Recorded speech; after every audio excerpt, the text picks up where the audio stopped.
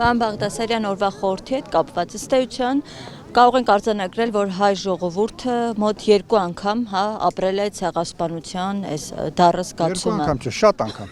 Շատ անգամ, սովետական իշխանությունների ժամանակ էլ ցեղասպանություն ապրեցին։ Մեր մտավորականներին անընդհատ վերացնում էին։ Եվ ինչու հետևություններ չեն արվում, որ դառը փորձը կրկնվում է անդադ։ Կարծում եմ շատերը անտեղյակ են, այն ինչ որ կատարվում է մեր ազգի հետ,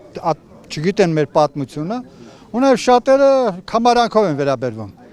Այն ինչ որ մեր շուրջը հիմա տեղի ունենում բևեռների նորից սրում, բևեռականություն, ուժերի բևեռականություն։ Հիմա պետք է այստեղ ճիշտ կողմնորոշվել։ Ինչ է, ասում եմ, Ռուսաստանից ձեռներս քաշել ենք, հա։ Թե Ռուսաստանը ձեռ քաշել մեզանից։ Չպետք է երախտամոռանանք, չէ՞։ Մենք երկար ժամանակ պետական չունենք, ռուսները օգնեցին, որ վերականգնենք։ Իսկ իշխանությունները նրանք պարբերաբար այսպիսի հայտարարություններ են անում, որ նոր Հայաստան են կերտում, իրական Հայաստան։ Ո՞րն է իրական Հայաստանը։ Նոր Հայաստանը կերտված է։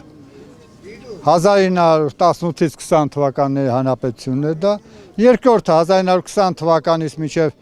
1990 թվականի հանրապետությունն է դա, կոմունիստների կառուցածը, որը հսկայական քայլերով էր առաջ գնում։ Եվ երրորդը Հայաստանի հանրապետությունն է, որ մենք ստեղծեցինք 1990 թվականի օգոստոսի 23-ի հռչակագրով։ Պետք չի նոր Հայաստան հորինել կամ հնարել։ Առողջ եղեք։